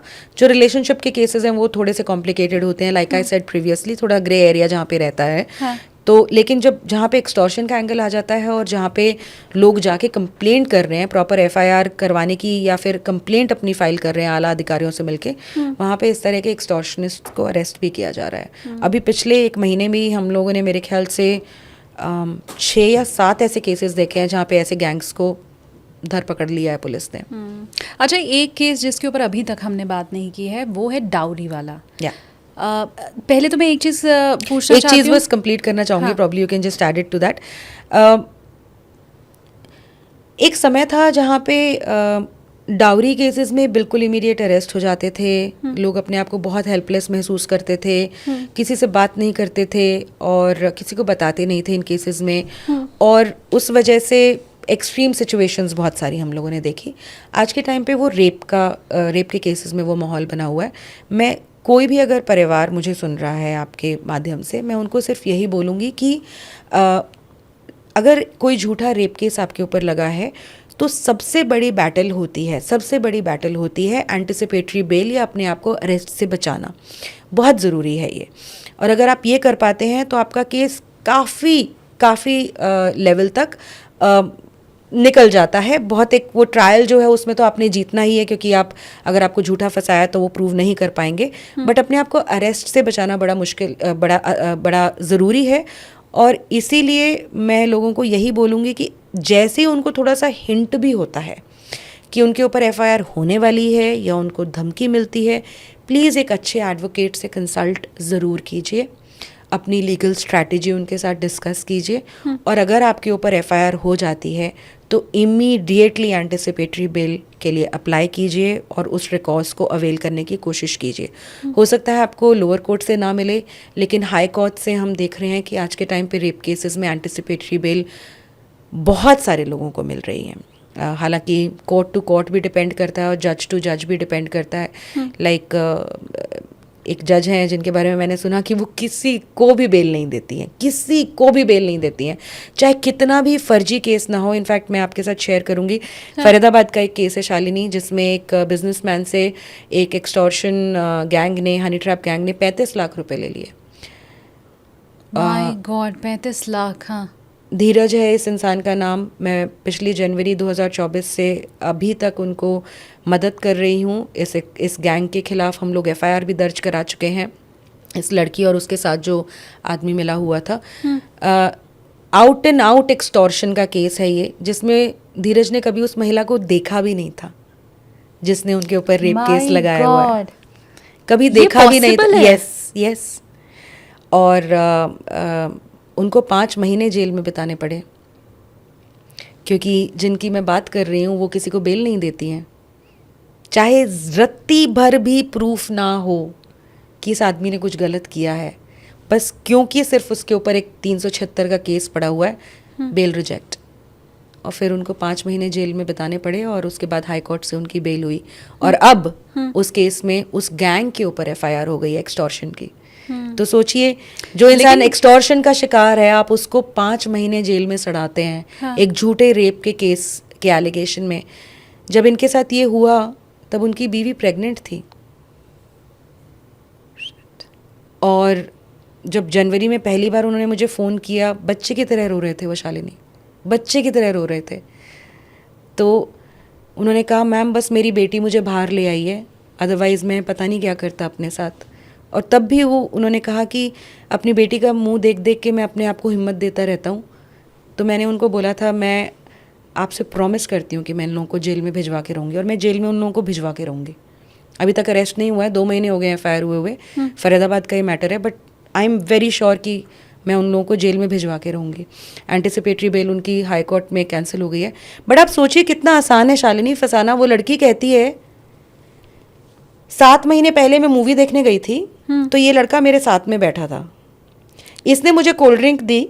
हाँ। मैंने कोल्ड ड्रिंक पी ली तो मुझे नशा होने लगा, और जब मैं मूवी से निकल के जाने लगी तो इसने मुझे कहा कि चलो मैं आपको छोड़ देता हूँ, और जिस आदमी ने मुझे कोल्ड ड्रिंक दी है, पहली बात तो स्ट्रेंजर से कोई बच्चा भी कोल्ड ड्रिंक नहीं पीता है थिएटर में, लेकिन इस महिला ने पी ली।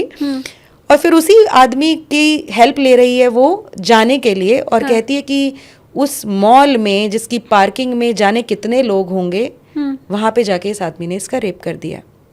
7 महीने तक ये डिप्रेशन में थी, और एक दिन फेसबुक चलाते हुए इस आदमी की शक्ल दिख गई, तो इसको याद आया कि अरे ये तो वही है, तो मैं आई हूँ रेप का केस दर्ज कराने। और पुलिस ना ही सिर्फ FIR दर्ज करती है, बल्कि एक दिन रात को 1:30 बजे इसको उठा लेती है जैसे ये कोई ड्रेडेड टेररिस्ट है, एक झूठे रेप के केस में। और फिर उसके बाद उगाही शुरू होती है, जहाँ पे उससे 50 लाख रुपए डिमांड करे जाते हैं कि 50 लाख रुपए दे दो तो हम इस लड़की की स्टेटमेंट बदलवा देंगे। वो कहता है मैं क्यों दूंगा, मैंने कुछ किया नहीं है। वो बोलने के लिए उसको जेल जाना पड़ता है। और इस दरमियान तो 7 महीने पुरानी कहानी में तो ना CCTV फुटेज चेक हो सकता है, न लड़के को याद है वो कौन सी मूवी देखने गया था, न लड़की टिकट दिखा सकती है। मतलब इतनी ऐसी स्टोरी कुक हवा में कुक करके जो स्टोरीज बनाई जा रही हैं, उसमें लोगों के अरेस्ट हो रहे हैं आज के टाइम पे।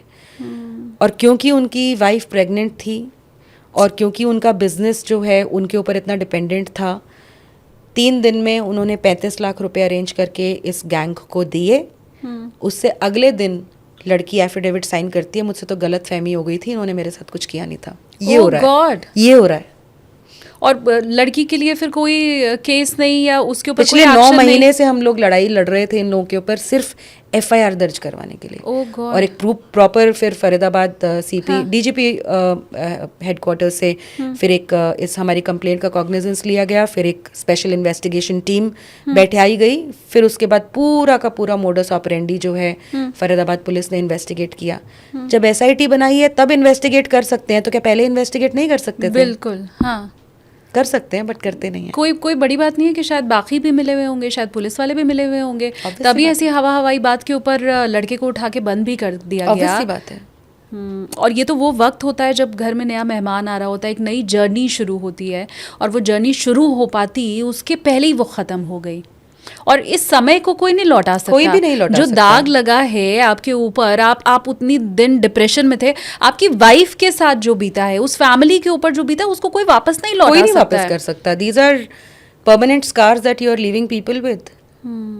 दी ओनली, जब बहुत सारे लोग मेरे पास आते हैं शालिनी और कहते हैं कि मैम कभी कुछ होगा, कभी कुछ होगा, कभी कुछ होगा, तो मैं उन लोगों को एक होप के लिए सिर्फ यही बोलती हूँ कि जिन महिलाओं के साथ क्राइम होते हैं वो भी तो कभी रिवर्स नहीं हो पाते हैं ना।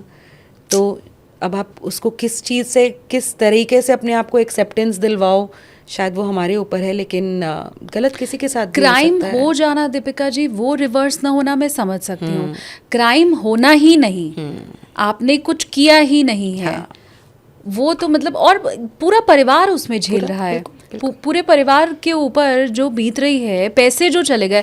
मेरे ख्याल से लड़के अपना ज़मीन जायदाद या हो सकता है जो भी उनके पास सामान होता होगा वो सब बेच करके शायद इन पैसों का इंतजाम करते होंगे। और मैं तो बार बार कह रही हूँ दीपिका जी कि कितने लड़के इस देश में हैं जिनके पास आप हैं, जिनके पास ऐसे पुलिस ऑफिसर हैं जी, वो सारे लड़के शायद कहीं अकेले में रो रहे होंगे, शायद उनकी नौकरी चली गई होगी, क्योंकि आपने मुझे 2-3 ऐसे उदाहरण बताए कि फॉर्चुनेटली उनकी जॉब बची रह गई। पर मुझे लगता है Tier 2 Tier 3 जो सिटीज हैं वहां पर तो बॉसेस या कंपनी इन चीजों को समझती भी नहीं। नहीं, बिल्कुल भी नहीं। हाँ, इमीडिएट होगा। किसी ने, वाइफ ने लिख दिया, ऐसे बहुत सारे केसेस हैं, किसी की भी वाइफ ने अगर HR को लिख दिया कि इस बंदे के ऊपर मैंने FIR करवाई हुई है, he is accused of doing all of this, sir please termination, या तो हम टर्मिनेट कर देंगे, आप अपना रेजिग्नेशन दे दो। रेजिग्नेशन देना पड़ता है। No organization wants to take any accountability, क्योंकि उनको पता है कि ज़रा सा भी मीडिया में आ गया तो आपके तो महिला ऑर्गेनाइजेशंस बिल्कुल झंडे लेके खड़ी हो जाएंगी आपके खिलाफ। Nobody wants to do that. अच्छा, डाउरी केस के ऊपर मैं बात करना चाह रही थी। अच्छा, पहले हम ये सुनते थे कि शादी के 7 साल अगर हो गए हैं तो उसके बाद दहेज का केस नहीं कर सकती महिलाएं, तो मतलब उसके बाद आप सेफ हैं। शादी के 7 साल तक तो लड़का डर के रहे या पति रहे, उसके बाद वो सेफ है, तो ऐसा होता है? नहीं, ऐसा नहीं है शालिनी। ये बहुत ही बड़ा मिसकंसेप्शन है लोगों में कि शादी के 7 साल में ही दहेज का केस हो सकता है। मैं थोड़ा सा लॉ को लोगों को एक्सप्लेन कर देती हूँ, सिंप्लीफाई कर देती हूँ। 2 धाराएं हैं, अभी एग्जैक्टली इनका क्या सेक्शन है नए भारतीय न्याय संहिता में मुझे पता नहीं है, बट 2 धाराएं हैं। एक है 498A जिसको जो शादी में क्रूअल्टी को क्रिमिनलाइज करता है। और क्रूअल्टी जो होती है इस धारा के तहत बेसिकली डाउरी डिमांड या कोई भी वैल्यूएबल प्रॉपर्टी की वजह से अगर क्रूअल्टी किसी महिला के साथ, शादीशुदा महिला के साथ होती है। बट क्रूअल्टी ऐसी नहीं कि जैसे आजकल केसेस आते हैं कि सास ने चिल्ला दिया, ताने मार दिए। क्रूअल्टी बहुत सीरियस क्रूअल्टी है जहाँ पे आपकी लाइफ, लिम्ब और हेल्थ जो है डेंजर में आ जाए, एंडेंजर हो जाए, या आपको ड्राइव करे कोई इंसान सुसाइड की तरफ। That is what the law is, right. तो वैसा डिस्क्रिप्शन है 498A का। 498A में कोई एम्बार्गो नहीं है कि कब 498A लग सकता है। अच्छा, 22 साल के बाद भी 498A लगे हुए हैं आदमियों के ऊपर। 22 साल की शादी के बाद, जहाँ पे महिला कहती है शादी के पहले दिन से दहेज की डिमांड हो रही है और पिछले 20 साल से दहेज की डिमांड ही चल रही है, वो कानून की धारा के अंदर लगाने के लिए एडवोकेट्स गाइड करते हैं। जो 7 साल का एम्बार्गो है वो है दहेज हत्या के केस में। ओके, कि 7 साल के अंदर किसी शादीशुदा महिला की अगर अननेचुरल डेथ हो जाती है, मिस्टीरियस सर्कमस्टांसेस में डेथ हो जाती है, तो 304B का केस हस्बैंड और उसकी फैमिली के ऊपर बनाया जा सकता है या लगाया जा सकता है। बहुत ही ज़्यादा सख्त कानून है, बहुत ही ज़्यादा सख्त कानून है। बर्डन ऑफ प्रूफ जो होता है इसमें प्रैक्टिकली पूरा का पूरा पुरुष के ऊपर होता है कि उसको प्रूव करना होता है कि उसकी वजह से नहीं हुआ है। और बहुत सारे केसेस इस सेक्शन के भी हमारे पास आते हैं, बट हम लोग नहीं लेते उन केसेस को, क्योंकि जहाँ पे डेथ इन्वॉल्व हो जाती है यहाँ पे तो हम लोग अपने आप को थोड़ा दूर रखते हैं, क्योंकि बाय एनी चांस अगर स्लाइटली भी हमसे गलती हो जाए तो हम वो नहीं करना चाहेंगे, तो हम केसेस लेते नहीं हैं। बट लेकिन एक्सटॉर्शन के केसेस आते हैं इसमें, डाउरी में, कि झूठा आरोप लगा 498A के जो केसेस हैं, जो क्रूअल्टी के केसेस हैं, दहेज, डोमेस्टिक वायलेंस के जो केसेस हैं, उसमें तो दुनिया भर के फर्जी केसेस हैं। और ये ऐसा है कि अगर आपने दहेज उत्पीड़न का मामला दर्ज करा दिया तो आपने उसमें जिसका नाम लिखवाया, मतलब सास का, ससुर का, नंद का, नंदोई का, जो शायद कहीं और रहते हैं, किसी दूसरे देश में रहते हैं, तो उनके ऊपर भी केस फाइल हो जाएगा और उनको भी पकड़ के लेके जाएगी पुलिस। तो शालिनी, मैं 2 पार्ट में इसको जवाब देती हूँ। In fact one is very informative part and other is the what disturbs me part. पहला है अवेयरनेस पार्ट। 2000 लगभग 1999-2000 में डाउरी लॉ के मिसयूज़ की आवाज़ें उठनी शुरू हो गई थी। 2002 में दिल्ली हाई कोर्ट की एक बहुत बेहतरीन जजमेंट आई, जहाँ पे कहा गया कि पुरुषों और उनके परिवारों को गलत दहेज के केसेस में फंसाया जा रहा है। और दिल्ली में इस तरह की गाइडलाइंस एक दिल्ली में ही निकली कि इमीडिएट आप अरेस्ट मत करो, पहले इन्वेस्टिगेशन वगैरह करो। फिर 2005 में Sushil Kumar versus Union of India में सुप्रीम कोर्ट की एक बड़ी लैंडमार्क जजमेंट आई, जहाँ पे सुप्रीम कोर्ट ने कहा कि जो ये फैमिलीज़ को फंसाया जा रहा है झूठे दहेज के केसेस में, ये बिल्कुल लीगल टेररिज्म की तरह है कि आप एक इंसान को फंसा दो, उसके बाद आप बोलो कि इतने पैसे दे दो, नहीं तो उनको जेल में सड़वा दो। ये लीगल टेररिज्म है। और उसमें बहुत सारी चीज़ें सुप्रीम कोर्ट ने कही कि हम आए दिन इस तरह के केसेस देख रहे हैं जहाँ पे छोटी छोटी डिस्प्यूट्स के पीछे दहेज का केस लगाया जा रहा है और हस्बैंड और उसकी फैमिली को टॉर्चर किया जा रहा है। उसके बाद बहुत सारी जजमेंट्स आई, बहुत सारी सुप्रीम कोर्ट, हाई कोर्ट्स की जजमेंट्स लगातार आती रही कि 498A का बहुत ज़्यादा मिसयूज़ है। फाइनली 2014 में अरनेश कुमार जजमेंट थी सुप्रीम कोर्ट की, जहाँ पे सुप्रीम कोर्ट ने कहा देखिए अब हद हो गई है, हमने बहुत बोल लिया कि आप अरेस्ट मत कीजिए इस तरह से इनोसेंट इंसानों को। किसी को नहीं छोड़ रहे हैं, हस्बैंड को नहीं छोड़ रहे हैं, उसकी माँ को नहीं छोड़ रहे हैं, उसके पिता को नहीं छोड़ रहे हैं, बहन को नहीं छोड़ रहे हैं। एक साल में 50-50, 60-60 हज़ार महिलाएं अरेस्ट हो रही हैं दहेज के केसेस में, जो माएँ और बहनें हैं। तो भैया now we are putting a full stop. तो उन्होंने एक गाइडलाइंस पास की अरनेश कुमार जजमेंट में कि जो भी 7 साल से कम के क्राइम्स हैं उसमें आप इमीडिएट अरेस्ट नहीं करेंगे। तो सिर्फ, हालांकि ये जजमेंट 498A के पर्सपेक्टिव में थी, बट उन्होंने एक ब्लैंकेट जितने भी क्रिमिनल सेक्शंस हैं जिसमें 7 साल से कम की सज़ा है, उसमें पुलिस को कहा गया कि भैया first investigate, give a notice under section 41A of CRPC, ask the person to come. अगर वो कॉपरेट करते हैं, इन्वेस्टिगेशन प्रॉपर ज्वाइन करते हैं, आपको अरेस्ट करने की कोई ज़रूरत नहीं है, कोर्सिव एक्शन लेने की कोई ज़रूरत नहीं है, खासकर मैट्रिमोनियल डिस्प्यूट्स में। उसके बाद से अरेस्ट काफ़ी कम हुए हैं मैट्रिमोनियल डिस्प्यूट्स में, जो झूठे केसेस हो जाते हैं डाउरी, डोमेस्टिक वायलेंस के। शालिनी, बहुत सारे लोगों को रिलीफ मिला है। और उसके अलावा और भी ऐसी जजमेंट्स आई जहाँ पे सुप्रीम कोर्ट ने बार बार ये कहा है कि अगर आपको लगता है कि परिवार का कोई इन्वॉल्वमेंट नहीं है तो उनको अननेसेसरीली ड्रैग मत कीजिए। हालांकि कोर्ट ने गाइडलाइंस पास की हैं, लेकिन जो प्रैक्टिकल हम ग्राउंड पे होता हुआ देखते हैं वो ये है कि ये एक और अलग जरिया पुलिस के लिए एडवांटेज लेने का हो गया है। तो एक फैमिली मेंबर निकलवाना है तो इतनी कॉस्ट, 2 फैमिली मेंबर निकलवाने हैं तो इतनी कॉस्ट, 3 फैमिली मेंबर my निकलवाने हैं तो God. इतनी कॉस्ट। तो हाँ. फ्री में तो कोई काम होता नहीं है इंडिया में। Oh तो इस तरह की बट कुछ ऑनेस्ट पुलिस ऑफिसर्स भी हैं जो बाकायदा प्रॉपर फेयर इन्वेस्टिगेशन करते हैं और उनको लगता है कि अगर उनके सास ससुर का या ननद या उसके हस्बैंड का कोई इन्वॉल्वमेंट नहीं है तो उनके नाम निकाल दिए जाते हैं। बट बहुत ज़रूरी है लोगों को इन जजमेंट्स को, इन गाइडलाइंस को पढ़ना, खासकर अगर आप मैट्रिमोनियल डिस्प्यूट में फंसे हुए हैं, आपके ऊपर झूठा 490 दहेज का केस, अगर आपको धमकियाँ मिल रही हैं तो रिकॉर्सेस थोड़े बहुत हैं, तो you should legally equip yourself with this information ताकि आप अपने आप को डिफेंड प्रॉपरली कर पाएँ। लेकिन अनफॉर्चुनेटली शालिनी, जब से 2014 के बाद से हरनेश कुमार की गाइडलाइंस आ रही हैं, you know what is happening? क्या? देवर को रेप केस में फंसा रहे हैं, ससुर को रेप केस में फंसा रहे हैं, मॉलेस्टेशन केसेस लगा रहे हैं। अभी थोड़े दिनों पहले मेरे पास एक महिला 1 घंटे तक बैठ के रोती रही, चुप ही नहीं हुई। हम लोग सब उसको चुप कराने की कोशिश कर रहे थे। She is the wife of someone whose elder brother's wife has filed a rape case on him. क्योंकि उनको बहुत ही मोटी एलिमनी चाहिए। वो मोटी एलिमनी 498A और ये सब केसेस करके मिली नहीं। हाँ. तो क्या करोगे? देवर के ऊपर रेप केस लगा दो। Oh God. The father of जरिया, this, ये धंधा बन गया है। The father of this guy is an ex-officer who has served the nation. He was also in tears. His entire family was sitting with me, but thankfully I held them strong, gave them strength. उनका arrest नहीं हुआ, उनको bell मिल गई है। But imagine, मतलब अपनी भाभी के साथ, मतलब वो उनकी भाभी है, अपनी भाभी जिसके साथ आपने इतने प्यारे मोमेंट्स बिताए हैं at one point of time, वो 2 साल पहले का एक फर्जी एपिसोड बताती है कि इस दिन इसने मेरे साथ रेप किया था। उसके बाद की इनके पास फोटोग्राफ्स हैं इतनी प्यारी प्यारी, जहाँ पे भाभी जी उनके साथ जाके उनके साथ रही हैं, हाँ. उनके साथ सेलिब्रेट किया है ओकेजन्स को, वो सब फोटोग्राफ हैं। मतलब इतना तक लेवल का झूठ है।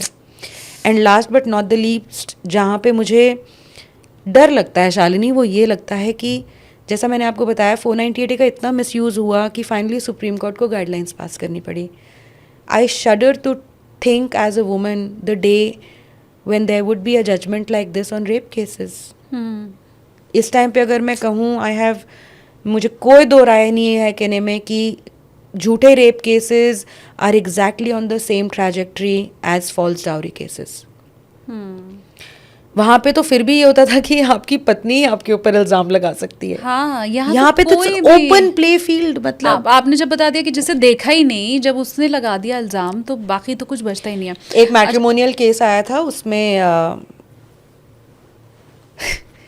उस बंदे ने मुझे कांटेक्ट किया था। उनकी वाइफ काफ़ी ज़्यादा नोटोरियस फैमिली की थी और ये तो सब फर्जी मुकदमे 498A डोमेस्टिक वायलेंस वगैरह सब कुछ लगवाया था।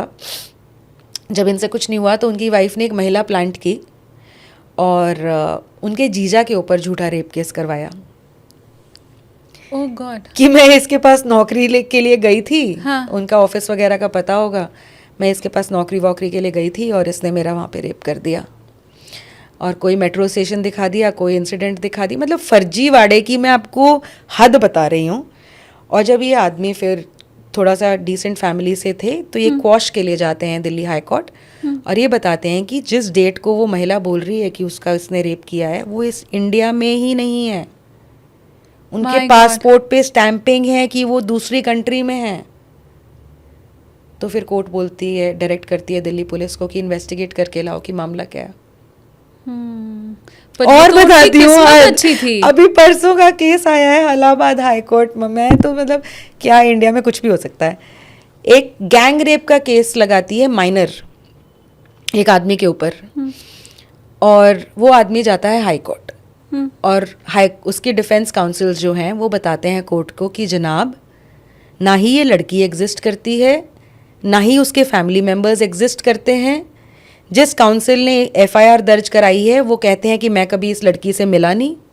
एफआईआर दर्ज हो जाती है एक नॉन एग्जिस्टिंग एंटिटी की तरफ से, गैंग रेप की। कैसे? I have no clue, I have no clue. कोई भूत था? इलाहाबाद हाईकोर्ट ने अब सब लोगों की क्लास लगा दी है कि भैया ये क्या हो रहा है, मतलब ये हो क्या रहा है। तो पुलिस बोलती है कि जनाब सही कह रहे हैं ये लोग, वो लड़की को हम ट्रेस नहीं कर पा रहे हैं, ना ही उस फैमिली मेम्बर्स को ट्रेस कर पा रहे हैं। आधार कार्ड फर्जी है, सारे डॉक्यूमेंट जो इन्होंने सबमिट किए थे वो फर्जी हैं, कोई नहीं मिल रहा है हमारे को। माय गॉड, एक्सटॉर्शन का लेवल। अच्छा, सिर्फ इसलिए ये जो हमारा सफ़र था ना पॉडकास्ट का, वो मुझे लगता है अब लैंडिंग की तरफ आगे बढ़ रहा है, और इसलिए कि हर किसी के पास दीपिका भारद्वाज नहीं है। मैं 2 या 3 टिप्स आपसे अलग अलग एज ग्रुप के लिए लेना चाहती हूँ।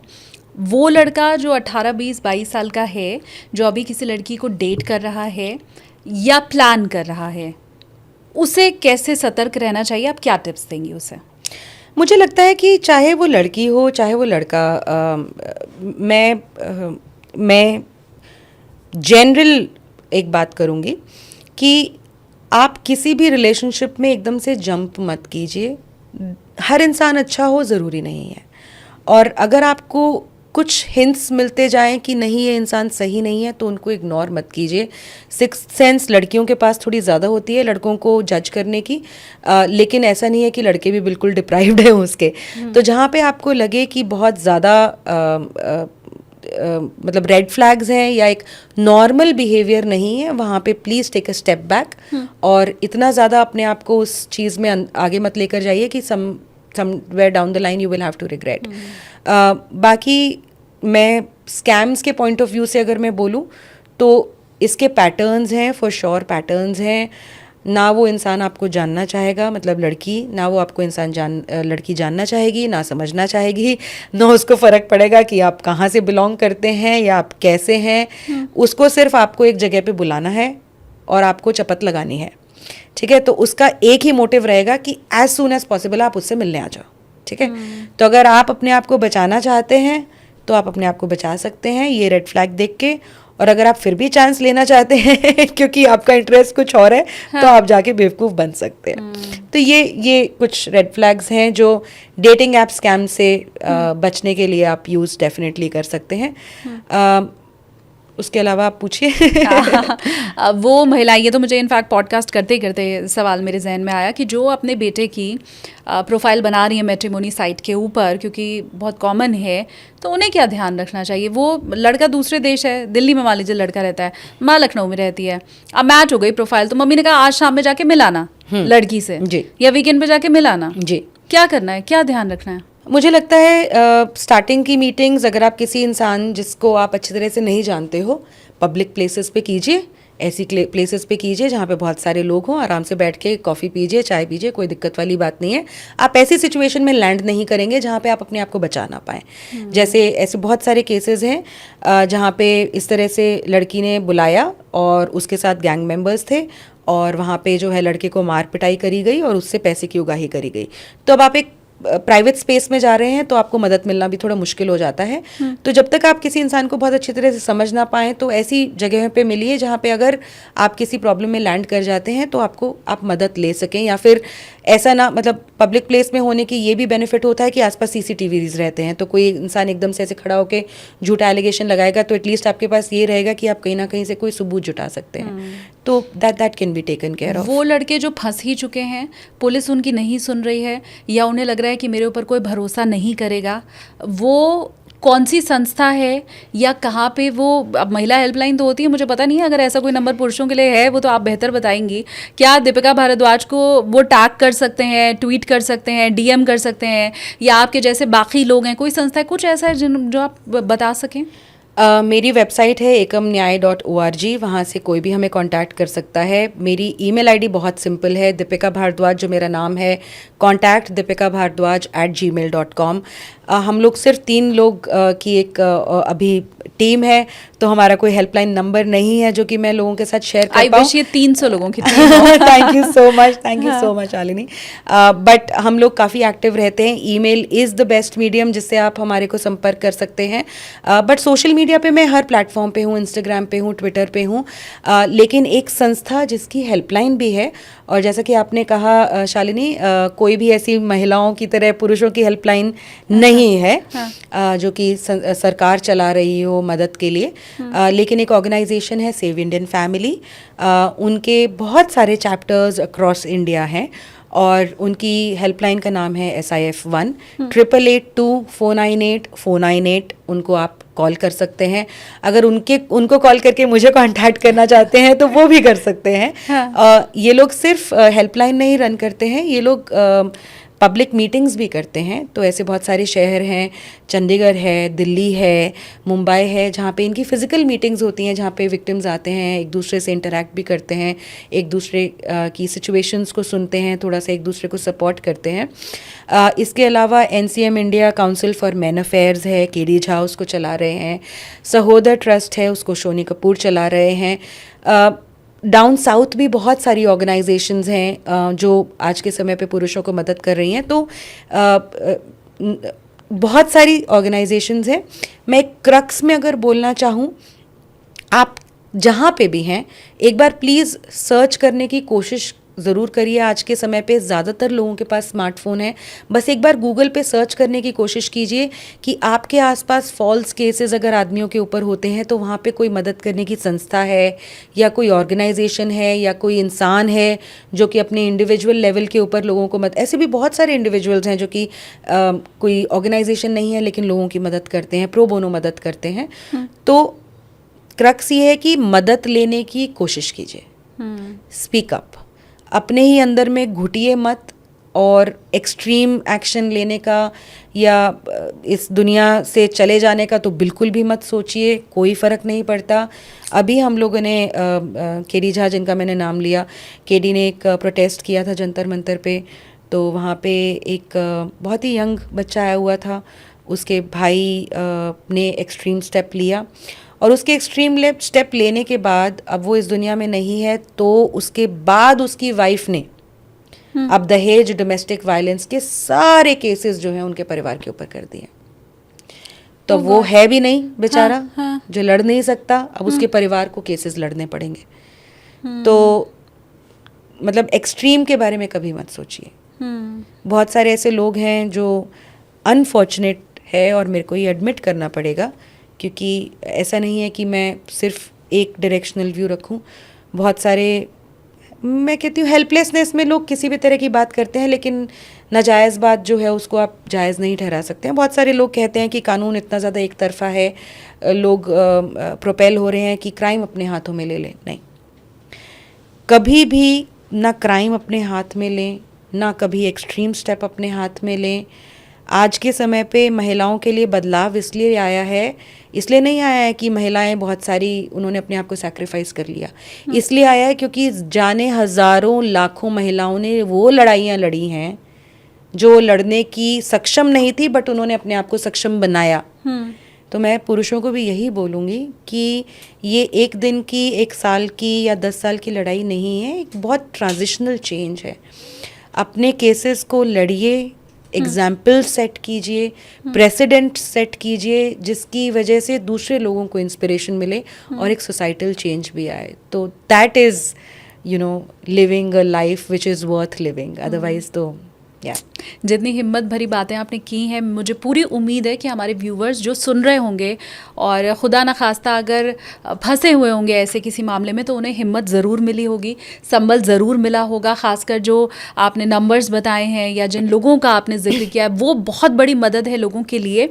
और आपसे भी मैं यही अपील करूँगी कि आप इस पॉडकास्ट को ज़्यादा से ज़्यादा फॉरवर्ड कर सकते हैं, कमेंट कीजिए अगर आपके आसपास ऐसा कोई भी मामला है, ताकि दूसरों को मदद मिल सके। और दीपिका जी, बहुत साधुवाद, आप ये जो काम कर रही हैं, महिला होकर जो आप पुरुषों की आवाज़ उठा रही हैं, बहुत कम देखने को मिलता है। और आपकी ये जर्नी ऐसे ही बढ़ती रहे। More power to you. आप ऐसे ही आगे बढ़ें। 3 लोगों की ये टीम 303,000 तक पहुंचे।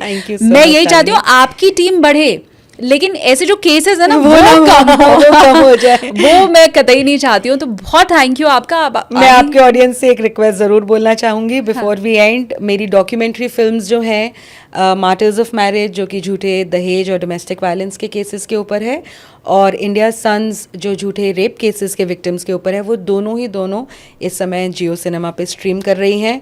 तो प्लीज़ उन डॉक्यूमेंट्री फिल्म्स को ज़रूर देखिए। और एक और रिक्वेस्ट लोगों से करूँगी कि ये ऐसी कहानियाँ हैं जो लोगों के साथ एक्चुअल में हुई हैं। अगर आप इन फिल्म्स को अपने कॉलेजेस में, अपने ऑर्गेनाइजेशंस में, कहीं पे भी अपने छोटे से सर्कल्स में स्ट्रीम करना चाहें और लोगों को बताना चाहें कि समाज में इस तरह की चीज़ें भी हो रही हैं, तो प्लीज़ कीजिएगा। तो शायद आपके आसपास ही ऐसा कोई इंसान हो जो कभी आपसे साझा नहीं कर पाया, बट कहीं ना कहीं इस तरह की चीज़ का शिकार होगा, तो उन लोगों को भी एक ओपनिंग मिलती है अपनी बात साझा करने की। और तो प्लीज नॉर्मलाइज हमें करने की ज़रूरत है इन चीज़ों को, ताकि कोई भी अगर झिझक रहा है तो वो ना झिझके। जैसे लड़कियां अब उनकी आप बीती को बेखौफ होकर बता पाती हैं बिना ये सोचे कि लोग उन्हें जज करेंगे, बिल्कुल वैसे ही लड़कों के लिए भी इन चीज़ों को हम नॉर्मलाइज करें, एक्सेप्ट करना शुरू करें, बिलीव करना उनके ऊपर शुरू करें। तो दीपिका जी ने जो कहा है वो भी आपको करना ही है, मेरी अपील भी आपको सुननी है। और दीपिका जी, फिर से जाते जाते लैंडिंग का वक्त हो चुका है, पर बहुत शुक्रिया आपका। Thank you so much Shalini, lovely. Thank you.